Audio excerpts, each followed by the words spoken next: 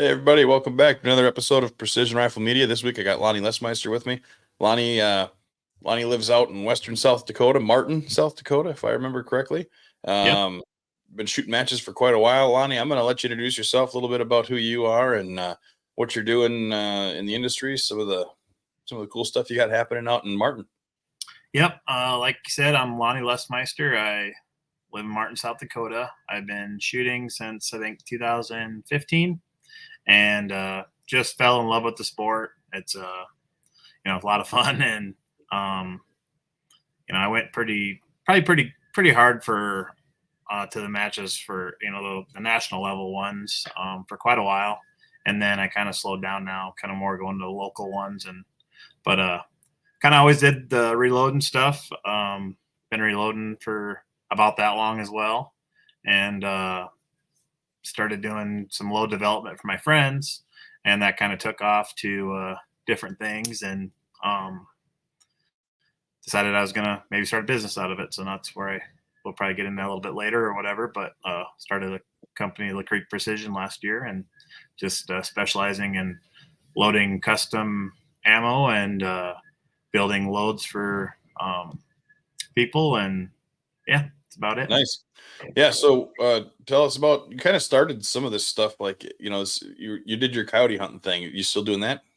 Yeah, so yeah, that's probably how I got into shooting quite a bit. Used to hunt a lot of competition, coyote calling competitions, and then like back in 2014, we um, decided we wanted to do a bunch of filming. There wasn't a lot of people doing it around in the area, and we started our group, the Cheyenne River Predator Hunters, and just filming our hunts. And we actually came out with the DVD then. That was kind of back when DVDs are still going, and it was probably like one of the last years they were still going. And we made a DVD called "Calling the 605," and it was good. I think we sold a couple thousand copies or something like that. And but it was, like I said, it was getting towards the end, and then now we do our show on YouTube, Coyote Culture, and yeah, that's kind of how got taken off, kind of probably in the precision rifle part of things and whatnot. Yeah, it seems like that coyote hunting and the precision rifle shooting kind of go hand in hand, right? Like if you get into the precision rifle shooting, it doesn't take very long before you want to go shoot coyotes, right? And if you're shooting coyotes, it just kind of makes sense to shoot. They Right. seem like those two things kind of work into each other.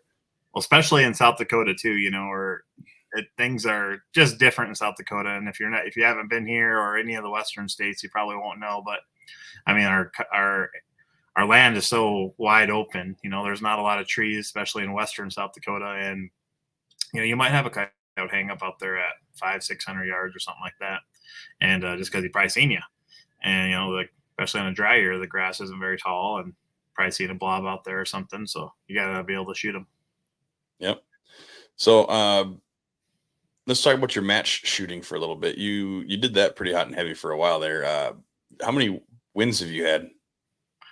I'm not too sure. I never did get a national level win. The best I did was I got second in the Vortex Rampage. But I've won quite a few around locally, and placed in the top five a few times in the national level stuff. But yeah, I went pretty hard there in probably 2019 and 20 ish, 21 maybe, right in there, and um, just I guess by hard it probably isn't as hard as like some of those guys like Vibert and stuff, but Yeah. went to You ask went Hibbert, to you ask him how many matches. How many matches a year you shoot? Oh, I don't know, 30. yeah, I Oh, mean, nothing like that, but hard enough, doing a couple a month probably, or or something like that, and which is to be away from for that long working a full time job is pretty tough. So, with but a fan stuff you on know, top. oh yeah, so no, that was a lot of fun, and like I said, I slowed down now. As you know, I have children, and they're doing their thing now, and it's kind of their time. So eventually, I'll probably be able to go more when they get older, but until then, I'm going to be stuck chasing them around, which it's Yeah. all it's kind of it's their time now, like I said. So Yep, exactly. Yeah. And it's a short time, you mm, know, like in the scheme of things.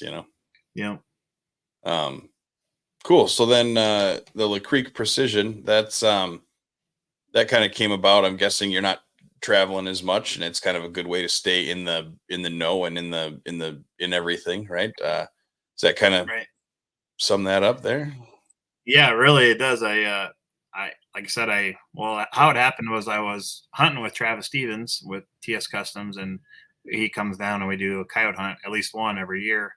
And I was hunting with him, and I just got to asking him, you think there's room for some custom uh, load work or custom ammo company? And he says, oh, absolutely. He said, there's a big demand for that. And so, I kind of spent, that was probably 2 years ago. So I kind of spent, the next almost a year kind of get stuff ready, purchasing some more scales and some higher end equipment. And that way I could offer, a good product. And, then last year in, I think September, no, maybe August, I did my first rifle. And then I did 10 total last year. And it's just like I said, we're working. Well, I'm just like you. I work full time, and so it's something to do, kind of in my off time. And my customers that I have had know that, so I'm not going to be turning around like a day or nothing. It's usually a couple week turnaround or something. And no, it's been really good so far. I haven't had really good results. I've done some match rifles, which those are always nice because you know usually shoot pretty good. And I've done some really light hunting rifles, which can be more challenging. And um, but I mean, it's been pretty good so far. Good. Yeah, the lighter they are, the harder it is to get them to shoot.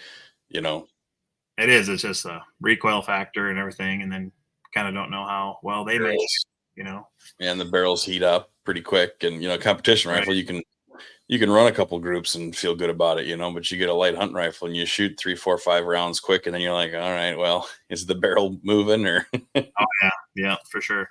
Yeah. what do you say is the most popular caliber that you load? Mm, they've been a lot. They've been a lot different. I think probably 6.5 PRC. That's been probably the most popular one so far. Sure. Hunting guns? Hunting guns. Yeah. Yeah. Yeah, I guess that kind of makes sense, right? Because with competition shooters, it's a lot of different flavors, right? A lot of 6 GT right now and stuff like that. But you talk to four guys, you have four calibers. But when you start talking about hunting, it's like it's the same thing, kind of. But it seems like you'll get the new hot thing, and then those guys all run the 6.5 PRC, or they all, like Right. No, 6.5 PRC is really popular. I just got one the other day for a 7 PRC, and that guy wants 1,500 rounds like loaded up, ready to roll for it. So that'll be a good little one, a little project here. And it's yeah, I mean, I think just any of those newer calibers that most people probably like, that have done this or shot a lot, you know, probably aren't going to get into the hype or nothing like that. But a lot of the customers that I'm probably going to have haven't, done this a lot, and they're, going to be, they want to see what the new stuff is about. And so yeah. I think you're going to have a lot of that. I mean, which is cool. I mean, you get to mess around with, brand new popular cartridges. Yep, and I think the other thing too with the hunting market is you'll have a guy, he'll get a rifle, and that's going to be his elk rifle now, right? And it'll go in the safe, and it might be 3, 4 years, and he goes on an elk hunt. You Hmm. know, might be every year, but it might be more than that, right? I mean, you know how it is between tags and time, Oh and yeah, so like that's kind of part of it, right? You buy the rifle or have it built or whatever, and then zero it, get the scope on it, and then get ammo for it. Well, if you really want, hand tuned performance, now if you don't do 1,500 rounds, it doesn't take very long before you're out, and then you're back to square one. right. And I think people, like you say, they wait around for these tags, and they when they get them, they probably have a lot of other stuff to worry about, as far as getting their travel plan and whatnot, and probably just don't have a lot of time to do load work. Maybe I've had you'd be surprised in some of the people I've had reach out just because they don't have the time, and they are pretty successful shooters. They don't have the time, and they say, "Hey, I'd rather have you do it," and just so one less thing. And it's just so I think I think people just want to grab the rifle, grab their Kestrel, and go and shoot the match or shoot their trophy or whatever it may be. Yeah. When you're loading ammo, are you using all new brass? So that's been kind of the case for this deal. Yeah, mostly all new brass. Which I'm not a big fan of new brass, but I mean it's it's part of the deal, So Yeah. Yeah. Well, it's kind of hard to. It seems like all of the custom ammunition people, right? They don't want to reuse brass anymore. Too many abilities with it. I think. yeah, no, I mean, I think as once fired probably shoots better, but I mean, I've these rifles I've been getting, especially the custom stuff, has been. I mean, it's been the new brass has been fine too. So Yeah. Yeah. The problem is somebody sends back a bunch of brass and they send back one piece that's been fired 15 times, gets thrown in the mix, and then they got a case head separation, and then it's your fault. I think that's where a lot of that comes from. yeah, One random piece of something from who knows where that. oh, absolutely. I'm pretty picky. I mean, I tell them, I don't want 3 different types of brass and all this. I mean, it's kind of up to the customer whether or not they want to supply the supplies and brass and powder and bullets or whatever, or if they want me to buy it.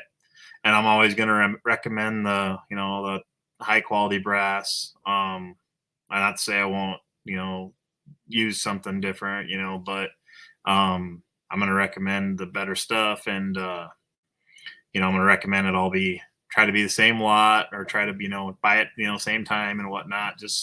It just eliminates that factor for something well, you're not going to probably, as well as I do, you're not going to get Lapua, Hornady, and Federal brass. They're not all going to shoot the same. Right. You can load up 3 the same load in each of them, and they're probably all going to shoot different. So, I mean, You could do that with 3 different lots, probably, if if they were far enough apart. Right. And I just, I want to be consistent, and I want them to be happy, and that's kind of that's probably the name of the game. So, but The big question everybody's got is where you finding your large rifle primers. that is a good question. I've been trying to. I mean, I've had to reach out to a buddy before, but just been trying to get it as much as I can. And anytime I see him, or no matter what the price is, just try to, get him rounded up. But it's just hopefully that comes out of that here soon. That's been I can't believe that, but it's, I guess, crazy times. Yeah. Well, the rest of the world's at war. Mm-hmm. Yeah, I was at Cabela's in Mitchell. This was a while back, but they had 4,000 primers. They had 2,000 BR2s and 3,000 gold medal match 215s. I think the 215s. I don't shoot those. Unless I have to. But I bought one brick of BR2s, and I was like, I'm going to be a nice guy and leave them other ones for somebody else. They're kind of hard to get right now. And it's been like years now. Not any easier to get. Should have bought them all. Those are expensive too. Yeah. But no, that's yeah, I would have never thought that a large rifle primers would be the one that would be tough to get, but it is. There they are. So What do you notice any differences when you use match primers versus standard primers? Do you prefer one over the other, or does it matter to you? not too much. I think, especially on an accurate rifle, I think that the primer is not a super big issue. I mean, and I know I've done on my own a couple different, times where I've had to run out of 450s or something, and I had to use something different, and the same load shot just as good. I mean, I never did see a big difference myself, but I haven't done the testing like some people probably have. So, Yeah, but if they shoot good, they shoot good. I mean, yeah. I mean, I'm still kind of snobby, as far as on my match stuff. I'll only shoot the 450s unless I absolutely don't have them or something. And right. but no, I haven't noticed too big of a difference. I've had to do it, like I said, and the same load worked on both. So Nice. What is there a brand of bullet that you prefer to load? Like if somebody asks you, like, "Hey, I'm looking to for something," what is there a brand you prefer or anything like that? mm, I usually recommend burgers or Hornady. I mean, those, if you're match shooting, the hybrids and the A tips are really hard to beat. And if you're hunting, the same thing, the LDXs and the long range hunting bullets that Burger has are really really good too. So I mean, those are probably the two I load the most. I actually, matter of fact, those are the only thing I've loaded for all the customers I've had so far. So Oh yeah, yep, that's Hornady and Burger. That's nice. what I mean. It makes it easy that way, I guess. I mean, so it's been pretty good. Do customers usually care what kind of powder, or are they just kind of like, yeah, do whatever? So I did do one. Most of them I think are going off your recommendation, but I did do one. I used some H1000 in a guy's, and he reloaded himself too, and he kind of got mad at me when I was done because but I did try a couple different. And the H1000 worked the best, but he's like, hey, I can't really get that stuff. He's like, I wish you would have did something different. But but when I initially talked to him, he's like, just use whatever works good. But I get where he's coming from. H1000 is kind of hard to find, and Mhm. so I ended up giving him a couple pounds to get by. That way, he would be able to find some when he got done with that.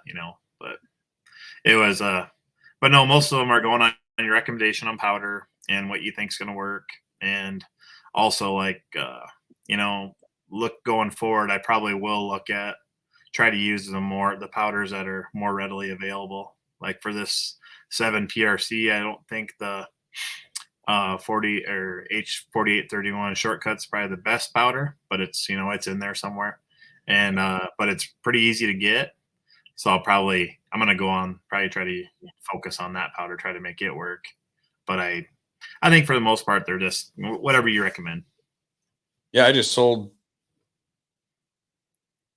40, almost 50 pounds of that. Yeah, I mean it's good stuff too.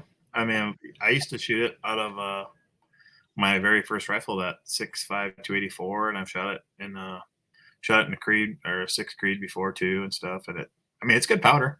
Yeah, the problem with H1000 though, right, is like if it is a hard powder to get, generally if you're using H1000, you're using a lot of it. Oh yeah, absolutely. you know, Yeah, gonna use 60 plus grains probably. it goes pretty quick. I did a what does that guy got? A seven uh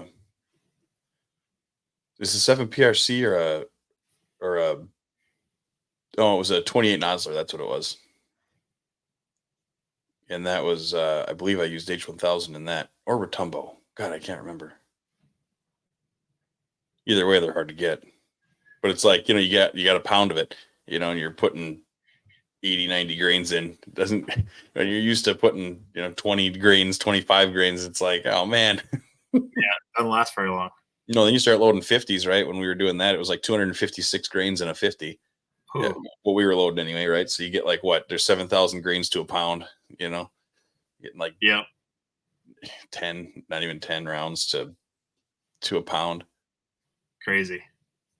I haven't had to do any of that big bore stuff, and it wouldn't hurt my feelings to probably stay away from it either, probably. But could probably do some of that little development out here though. You can shoot a long ways down in the sand hills. Yeah. So Do you how'd your match go this year? it was good. It was probably pretty average on number wise. I think we had around 70 shooters or something like that with everybody, and did the 2 day deal again. Yeah. And I like that uh, because it actually gives me more time. I used to do the 1 day all the time, and man, it was ram jam trying to get everything. Everybody on the road and everything. Well, when you can do it on Saturday and Sunday, you can kind of have a 12 stage Saturday, and doesn't really matter what time you get done. You just Mhm. you get done when you get done, and then on Sunday, I think we've been out of everybody's been out of town for the most part by like 3 o'clock. I mean, on Sunday, so gives everybody time enough to get home, and gives me more time to get everything ready for the awards and stuff. And I guess by me I mean my wife, Yeah. and so I mean makes everybody. I think everybody's happier with the 2 day. And I think the consensus with the shooters has been pretty. They like the 2 day too. I think most people. Yeah, because your 2 days kind of split, right? Like it's 2 days, but it's like two individual days, right? It is. It is and it isn't. I kind of want to get away from that because it kind of takes away from the main pot, and really you're catering to like 2 or 3 guys.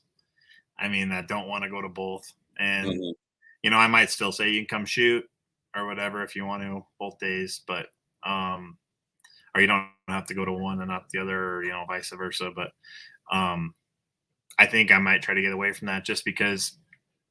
Well, I pay out for both of those days when you could just pay out for probably one. I don't know. There's a couple different ways to look at it, I guess, but Yeah.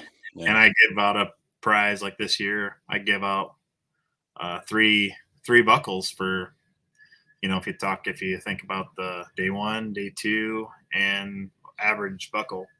So I mean, which another little bit more of a cost, but I guess for the most part, yeah, I'm gonna have to do some thinking on that. But Yeah. When is that? When? so I'm gonna start going to the last weekend in August. But with that said, this year it lined up on Labor Day, so I'm not gonna do it. I'm never gonna be on Labor Day weekend. I'm always good, but I want to be in the last weekend in August, which most years it'll work and not affect Labor Day. But this year didn't work out, so we're gonna be on the 24th, I believe, Oh, sure. 24th, 25th of August. So just trying to cater to the shooters. A lot of them, I like going in September because it's a little cooler, seems like, Hmm. and then also our cows are out of the pasture, so not to mess with them and stuff. But I think it'll still work, so we're gonna move it up that last end of August there. Sure. That'll be. I've never shot your match. I know you need to make it out. I know I do. It's it's hopefully get some different people to come, and I mean, like I said, that hunting season, especially for you guys over there, East River and stuff. I know it's kind of a big deal because you guys got to travel over here and hunt antelope and whatnot. So trying to get the most people to come as possible, and Hmm. you put a lot of work into it, and you can cater. You can hold that many people, so might as well try to cater to people to make them come. So. Right. Right. Yeah. Every year that I've wanted to go, it's like something at work comes up. We're running a Mhm. bunch or who knows what's going on, right? And it's like mandatory 6 days a week or 7 days a week or or yeah, this weekend you got to come. It's like every time. No, I think you'd have a good time. I think the one day all prone and the next day all positional. I think it's a little bit different type of match, and I think people enjoy it. I don't care what rifle you use. I don't make them use the same one. So yeah, people trying to game it a little bit and use something bigger on the the prone day, and then some people trying to game it and use maybe a dash or something on the positional day. But I don't think it matters. I mean, the good guys, they're using the same rifle, and the guys who are winning, and but you do have people trying to. I get tons of people messaging me every year. Care if we use the 7 mag on the prone? I was like, nope, I don't, but I don't know if it's going to benefit you as much as you Yeah. think. That's what they say, right? Beware of the man with one gun because he knows how to use it. Right. Yeah. So That'd no, be what I would do. I'd get all settled in using, whatever my day one gun was, and then I'd get into the day two gun and it'd shoot so much different. It wouldn't help. yeah, I've actually had people not come because I've told people, or say they weren't going to come because I told people they could use 2 guns, and I'm like, well, I'm sorry, but and then the people think it's that big of an advantage, but I don't think it is. Yeah. So. And everybody can bring 2 guns too, right? So it's not like they're at a disadvantage. It's not like they're not allowed to bring 2 guns. Right. No, well, that's a good thing about having an unaffiliated match. You can run it whatever way you want to. Yeah, And, yeah. and I don't have to follow any rules or, that's kind of the nice thing. I actually, this year it is a sanctioned match. I was gonna say, isn't it part of the South Dakota deal now? Yep. South Dakota Rifle League. It'll be part of that, but I'm one of the founders of that. And, our rule is you run it the way you want to run it. We're just basically making another match by adding a finale match. That's gonna, we're gonna have a bunch of sponsors, and I do have to pay some money from my match but everybody does who's involved in it. I think it's maybe $5 per shooter, and that's all that money that we get is going directly back to the shooter at the end of the year. So it's kind of a good deal. And with that, we'll have classes and like an A, B, and a C class for different, types of shooters. And it should be a really good deal. It's that league is designed for the shooters. And like I said, 100% payback on all of the matches that participate in it, and which I think, to my knowledge, is every match in South Dakota. So I'm pretty sure everybody got on board with it. So It sure seems like it. Yeah, it's a good deal. The only ones that aren't are like Opfers. Is his 1-day match part of that? So I think it is part of it. One was part of it, and one wasn't maybe. Or his 2-day is a PRS actually. That. Right. His 2 days of PRS match. Yeah. But his other one is part of it. And not like we have anything against PRS. I've shot PRS. It's just there was only his match in South Dakota that was doing it. So we figured, we wanted to kind of be like the YCO guys and kind of have our own deal. And we're not doing anything to, we're promoting shooting. And, if some people I think get intimidated by the PRS name, and maybe think they can't compete with those guys. But if this is a way to get those guys up to that next level and where they get confident, and I think it's a good thing. And that's kind of what this is about, just to get more shooting in and make another match and have it a good one and a good finale match, because South Dakota doesn't have anything like that. So yeah, I can see the upsides and the downsides, but like I see it like kind of a tight knit shooting community, right? Like it kind of keeps like the South Dakota, even some of the like northern Nebraska guys get up into it. Oh, yeah. And it's kind of one of those things where it's kind of the same group, all the time, because they are the local matches, right? They're not, most people aren't traveling across the country to come shoot a 1-day match. No, yeah, a local 1-day match, so it does kind of keep everything kind of like that small town feel, right? If that makes sense, I really like the class deal. And I mean, we kind of piggybacked off the YCO guys, and stuff.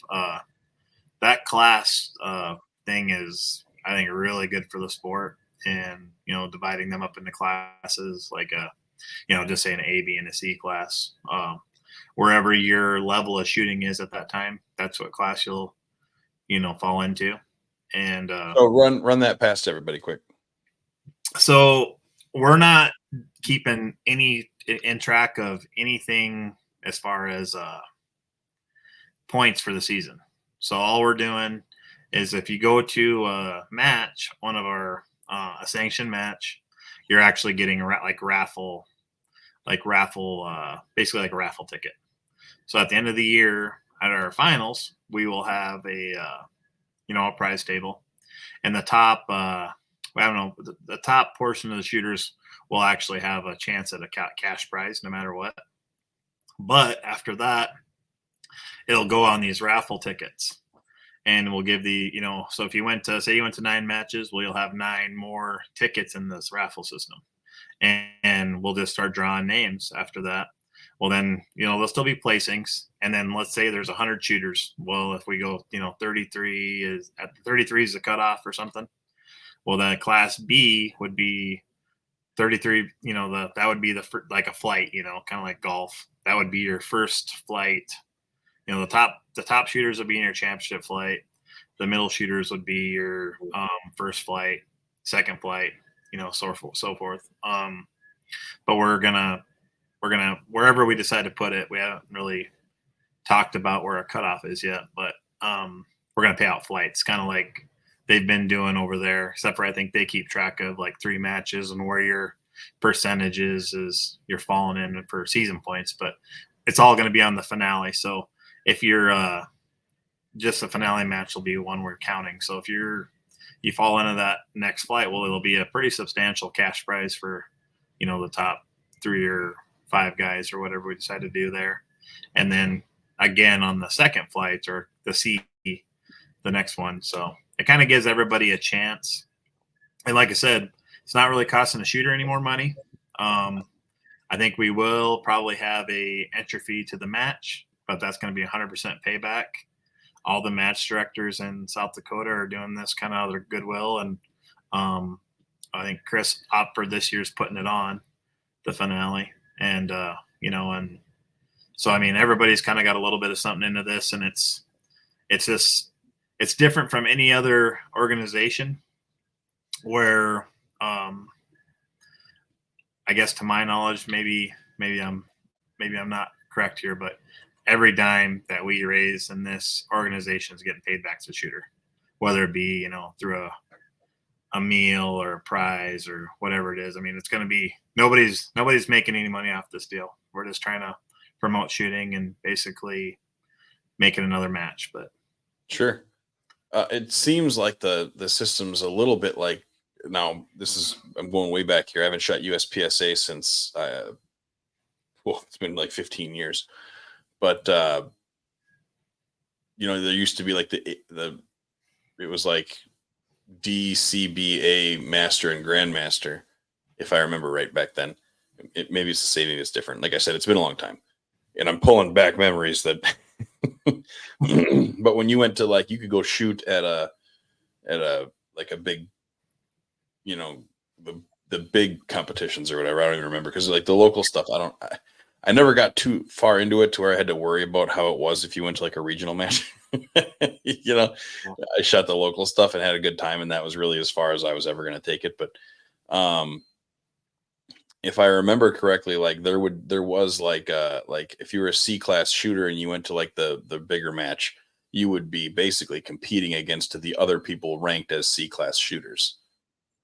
Okay. Right. And so like you could be the best C class shooter, but then there's still like a grandmaster who's like the main man, right? Like he's the right. And I think that's the way, I'm pretty sure that's kind of the way WICO works. Like if you, whatever class you fall in, I think that's the class you're competing against I'm pretty sure that's the way theirs work for sure on their finale, I think, but I could be wrong as far as their day-to-day matches, or their weekend matches. But yeah, this is just going to be that one match, the finale match. You mean, like I said, we're not keeping track of any points throughout the year. The only thing we're keeping track of is attendance on the matches. So, I'm not, I should know who's doing it. I think maybe Tim's doing it, but I think he's keeping track who's going to where and whoever, and we do have a membership fee.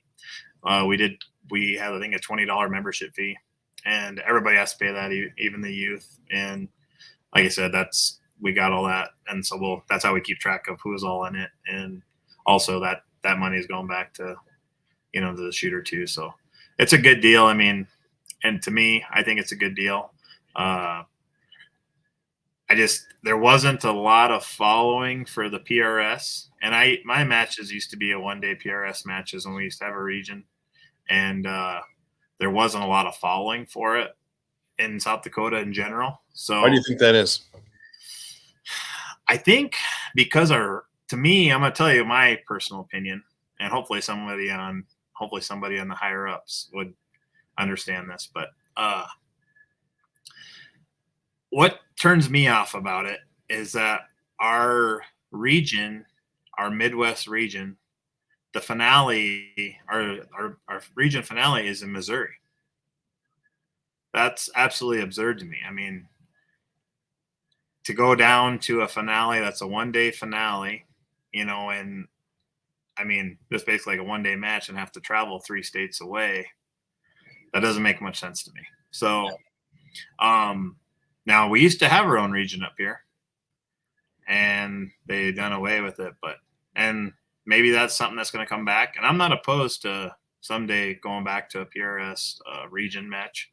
It doesn't really, doesn't affect my match really too much. But until something changes with that, I don't see a big following going to happen there. And I totally get it. Like, they're the Midwest region. I believe that's the region we're in. Their whole like, all their numbers are down there. So why would they ever switch their finale from being down there? They're not gonna. I mean, Kansas and that area, Missouri, that's their, that's their, where their big following is. So why would they ever move their finale? They're probably never gonna. Why would they cater to the few people that are up here? Right. But to me, there's just not a lot of, it doesn't make a lot of sense to me for our shooters to want to travel down there. And that's my opinion. I've had some differences in opinions, than mine, and like anything, but to me, that's a big deal. Especially where, like I said, I'm not really going to trying to stay local and stuff. And a lot of their shooters are too, and they're gonna, because they got a bigger match. They have the bigger, the more matches down there, and they can stay local by still competing in the PRS. And I think if that was an option up here, where maybe we did North Dakota, South Dakota, Minnesota, Montana, I don't know, something like that, where we, put make it more centrally located for us. I think that would be a game changer. But that's my opinion why there isn't a bigger following. And also, I guess another opinion that I have is some people, a lot of the guys who put on matches up here, it is good old boys, like they want to go to a match and have fun and not have to follow a bunch of rules and whatnot. And I know that's a big factor for a few of the match directors too. But yeah, that's not say all of them, but some of them.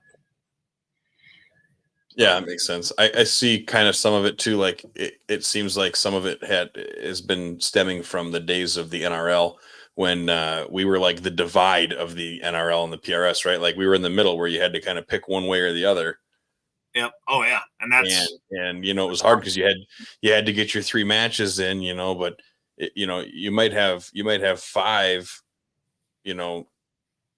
matches pretty close to you, or like in the world that we're in, pretty close to you, where you got to decide, well, am I going to shoot NRL or PRS, and then you might have to travel quite a bit further to get your extra matches in, because that, like I said, you might have 5 matches, but 3 of them are PRS and 2 of them are NRL. Well, you could get your 3 PRS in, or well, I guess out here it would have been probably your NRL matches, but then you're either shooting 2 matches for nothing just to do it, or you got to travel who knows how far to shoot more PRS matches, because that's what you're gaining points in, so it's hard to spend the match money to go shoot an NRL match or vice versa, right? Doesn't matter. Pick one, right? It's hard to go shoot the other one when you're trying to win this one, because it's the same money for you, the shooter, time off of work, lodging, ammunition, entry fees, absolutely, yeah. And then when that whole then we were, the NRL was kind of creeping east, if you will, and then they just went away. And then that left a big vacuum for us here. And then, I think some of these lines were probably drawn back in that time, right? Where the NRL kind of had a hold up here and the PRS definitely had a hold down there, and now, so here we sit, Yeah, I think you're right too. I think you hit it right on the button there too. That was pretty unfortunate that it was good for a while too. Like the NRL matches were good. I mean, Yeah. I was very, very surprised when they did away with it. It seemed like they're thriving, but I guessing maybe it was a lot of work and running 3 different deals or maybe more. I think maybe more, like 2 different 22 deals and the hunter and yeah, I do think that was a big reason too why, because that would have been right in the time. I think the year after mine was a PRS one day. Well, I had 2 of them, and um, I'm pretty sure the next year was when NRL started up, and that was when kind of the South Dakota match went to NRL, and then so did Nebraska. Yep. Because if you remember Michael Caine, his match that went to an NRL match. Yep. And then the Nebraska guys were NRL, the Omaha, and where's the other guys at? Broadwater. Out in western Nebraska. They were NRL. Yeah. Yeah, and then once the NRL just went away, then everybody who had been building all of that, then they just shut it down. Yep. Oh yeah. And then it left a huge vacuum up here, and then everybody's just kind of fighting for their own deal now. It seems like. Yeah. No, and I think I've never really met Ken. I've talked to him over a message and stuff, or whatever. But I think he would probably be game, maybe, to get something going over here. But I think you'd have to have some interest maybe before. I think so. Ken is like, he's a great guy, super good dude. Like, just salt of the earth. Couldn't have a better guy running the PRS, and I love the guy to death. And I think out here, I think he's going to look at it. If I had to make a guess, if they don't want it, they don't want it. He's not going to put work in over here. Mm-hmm. You know what I mean? Like, why would you? If this is just a guess, right? But why would you fight all these guys over here that are kind of opposing it right now? Yeah. When you've got it just thriving everywhere else down south and out east and wherever, I mean, yeah. If everybody, if the South Dakota group went to him and said, "Hey, we want to do this," I think he'd be like, "Yeah, definitely, let's do it. Let's make it happen." Yeah. Because I think it'd be cheaper. The little bit that I know about it, I think it would be cheaper for you guys to do it that way. It's $3 a shooter, but the only thing I'll say about that is, I guess I know where the $5 I'm putting in goes to. Yeah. I mean, this hand.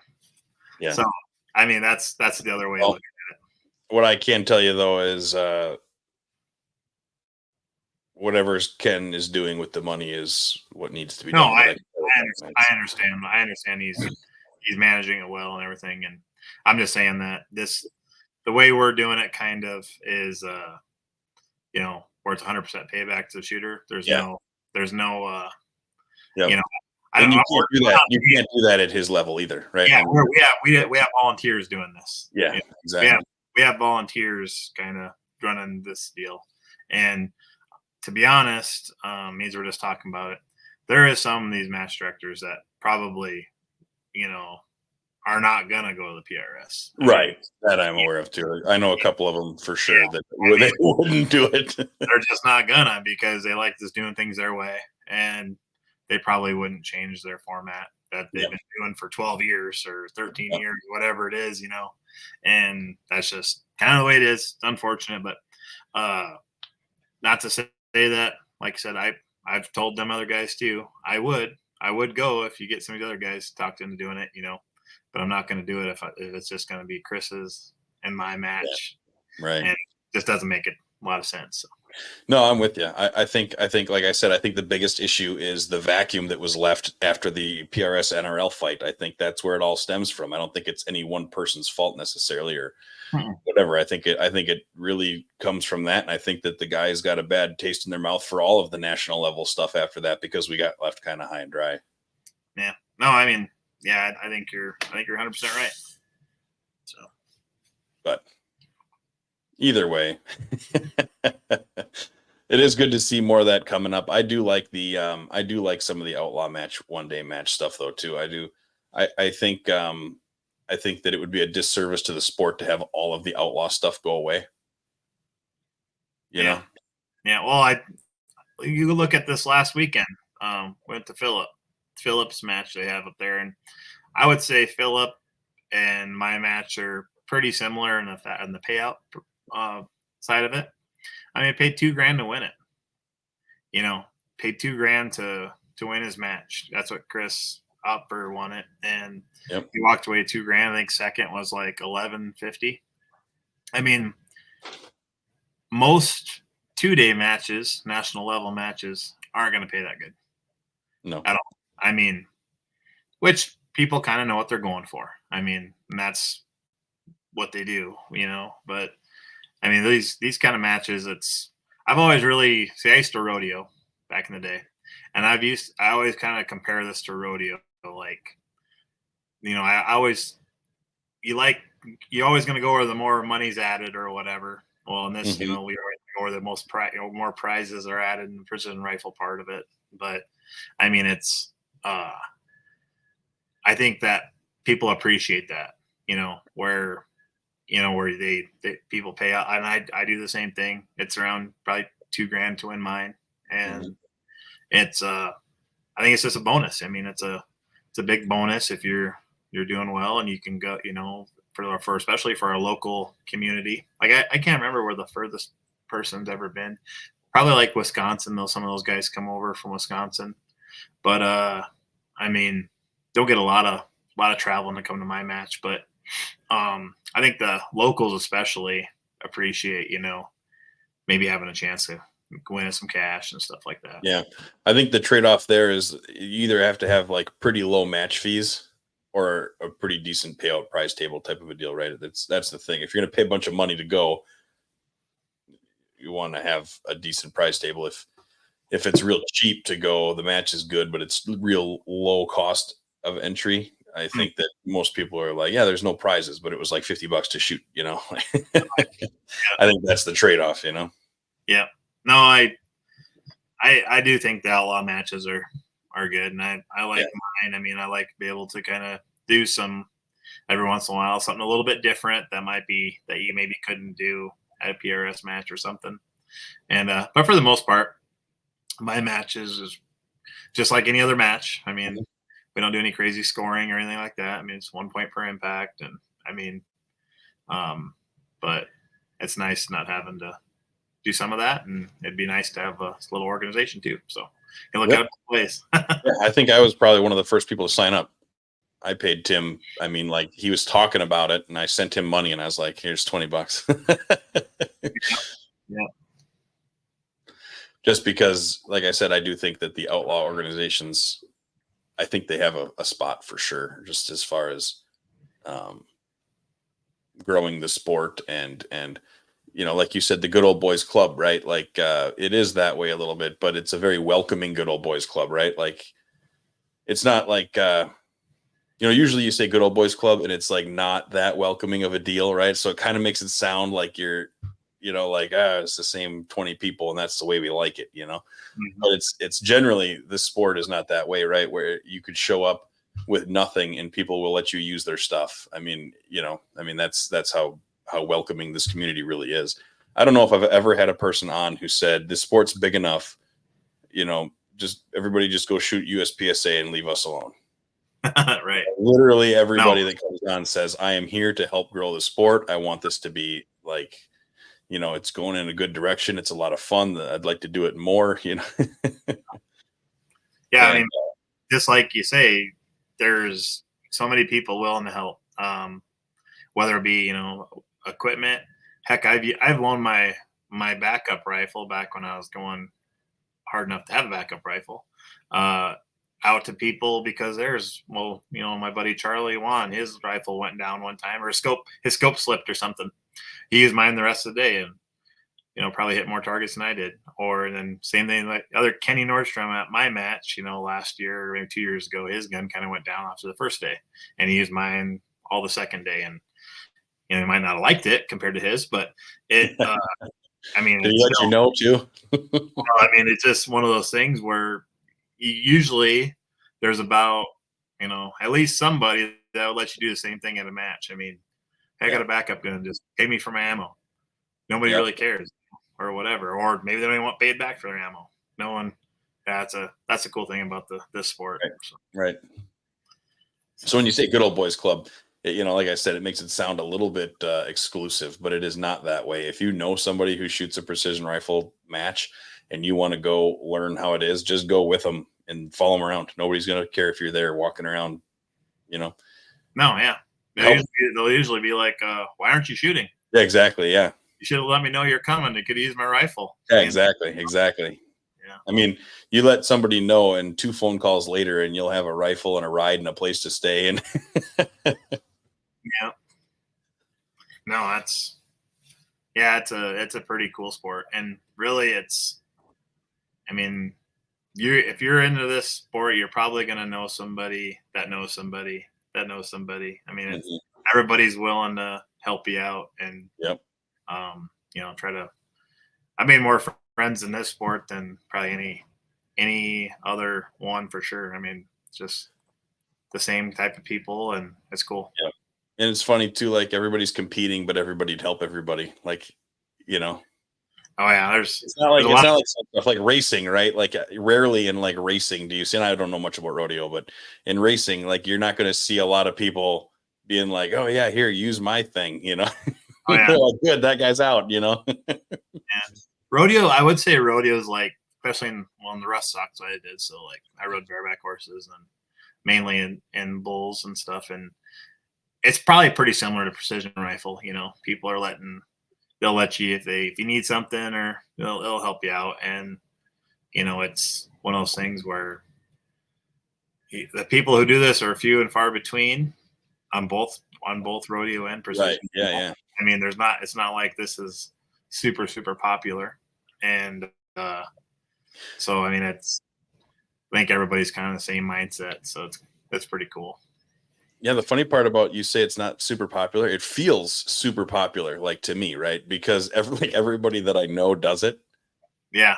You know what I mean? Like, but if you were just to go to like Walmart and be like, how many people shoot precision rifles? Like nobody'd even know what you're talking about. But like to me, I always feel like it's such a big thing because like I said, like literally everybody that I know is into it. So it's like it's just funny how that kind of it's not big, but it can feel kind of big. That, and you know how it is too. You get to shooting long enough and pretty soon all the people that they're scattered across the United States or world at this point, right? I mean, South Africa and Europe and Australia, and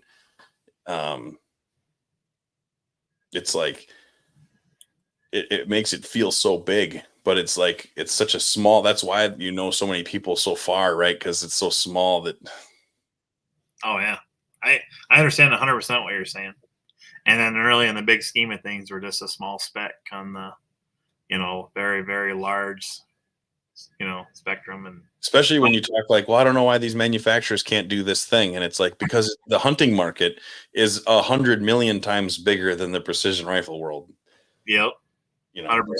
So it's like, it's hard to remember that, like, what do they say? Like the Wisconsin deer season, I believe, I don't know if it's this way anymore, but it used to be like the amount of people that grabbed a gun and went to the woods on opening day. It was like the 3rd largest army in the world or something. Yeah, I have heard that before. That's crazy, huh? And that's deer season, right? Like you could take all of the people who shoot precision rifle and probably not equal that, Oh, that's just one state going out to shoot deer. Yeah. Yeah. No, it's pretty wild when you really start to think about it. Yeah. So, Lonnie, let's go over a couple things here quick. Lacreek Precision, where do we go to find that? So you can probably the easiest place is to search us on Facebook. We have a page there and drop us a message if you're interested. I have all the pricing and rates and everything on there.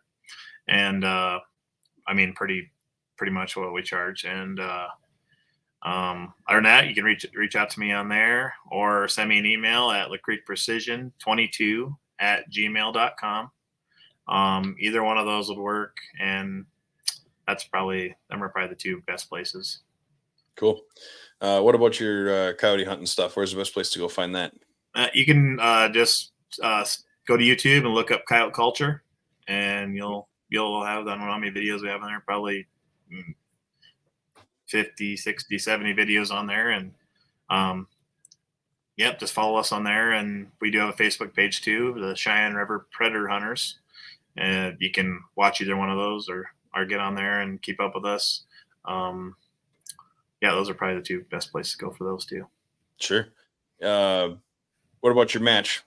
How do we sign up for that? Where the is match, it? I'll be announcing probably a sign up here within the next month or so. But that again is our main page is on Facebook. It's called Lacreek Precision Rifle Match. Look it up and you can follow, and then we'll register through Practice Score, and that'll be coming up, like I said, probably within the generally like probably more by middle of June or something like that. Probably get a sign up on there. And perfect. I was going to say if we could get an approximate date, because this will be a couple weeks before this show goes up. So okay, well, probably be in, I would say around June. I would just say the middle of June, and perfect. It'll be somewhere. It'll be ready. Usually I try to get it a few months out, or a couple months out. So perfect. Maybe we'll go June 24th. How's that sound? We'll open June 24th. Okay, I'm gonna hold you to it now. June 24th, we're gonna have registration will be open, so that'll be because that'll be approximately 2 months before, and everybody can kind of get rolling, get ready to go for that. Perfect. I do have one more question about the reloading that I forgot to ask earlier, and I'm going to ask right at the end of the show. What do you find to be the most important part of reloading? What's the one thing that you find makes the most impact on an accurate load? Bullet jump. I think bullets have a tendency to shoot like a certain jump, and if you can find that on your certain bullet choice, I think you can load about anything, any different caliber, any different speed, and they're going to shoot pretty good right there. So I'm not going to give away any secrets, but you can do some testing on your own. But I think that's the absolute most important thing in reloading. And just consistency, keeping everything the same. You do the same thing every single time, and it's working. Don't change it. Try to keep it the same. And then as far as shooting, when you're actually shooting, I think the one thing that's really overlooked, and this might sound really silly, but is to have everything trued up at distance. And I think that's that in itself is probably one of the main reasons. You see it at every match. Somebody's, a couple tenths high or a couple tenths low or something like that, and they're gun shooting good, but they're not ready. Their dope is not lining up, and I think that's the big secret. If you can get your stuff trued up and things, because that's those hits at 800, 900 yards, 1,000 yards. Those are pretty important too. So yeah, they say what a match is won inside of like 800 now or whatever, but like when you can hit those long ones, that's the bonus points, baby. Mm-hmm. Oh yeah, absolutely. So, yep, stuff's got to be running. Yep, awesome. Is there anything else you want to throw out there? Anything you want to talk about? Anything you want to mention? Anything like that before we wrap her up? I'd probably just say that, like I said, any type of rifle, we can help you out with in Lacreek Precision, whether it be hunting or match. Doesn't have to be a custom rifle. Done some factory rifles and had some good success. And also, I do offer some classes. So if I do some load work for you and you want to come out and spend half a day or something, and you don't know anything about precision rifle or shooting long range even, we can get you going in the right direction. So it's kind of a pretty good deal where, we can offer that with your rifle that we just did work for. Or even if you just want to come out and you have your own ammo loaded up, we can help you out too. So cool. But other than that, it's been really good talking to you again. Yeah, you too, man. Thanks for taking some time to come on. I appreciate it. It was good. It was an interesting. I thought this was a pretty good talk. We went over a lot of stuff I wasn't kind of expecting to hit on, but I think it. I think it was good. I think it was good stuff. Well, it's good to have a podcast like this and where you can do that. You're not on really, we can kind of go some different routes, and I think people like to see some diversity and talk about it and hash some stuff out and stuff like that. And it's good. So Yeah, for sure. Thanks, man. So cool. Well, I appreciate it. So with that, everybody, I think that's all I got for this week. Check out Lonnie's stuff, man. Lacreek Precision. It was Cheyenne River Predator Hunters, but now you changed it. Coyote Culture. yep, Coyote Culture. Check that out. Check out the Lacreek Precision match. All good stuff. Lonnie's doing all good stuff out there in the big city of Martin, South Dakota. yep. Yeah, I guess with that, everybody, you know what I'll do? I'll go on our Facebook and I will share your Lacreek Precision page, but I will also put some links in the show notes. So if you're listening to this, go to the show notes at precisionriflemedia.com. You can find the Lacreek Precision show, and we will. I'll have some links in there. So with that, everybody, that's all I got. So take care. Try to get to the range. Oh, I guess questions, comments, or concerns for me, it's Kirk at precisionriflemedia.com or Precision Rifle Media on Facebook or Instagram. Shoot me messages there. That's easy too. If you got anybody you want to hear come on the show or whatever, anybody you want me to reach out to, or if you yourself want to come on the show, give me a shout. So with that, everybody, take care. Try to get to the range, and I'll talk to y'all next week. Thanks a lot, guys. Bye-bye.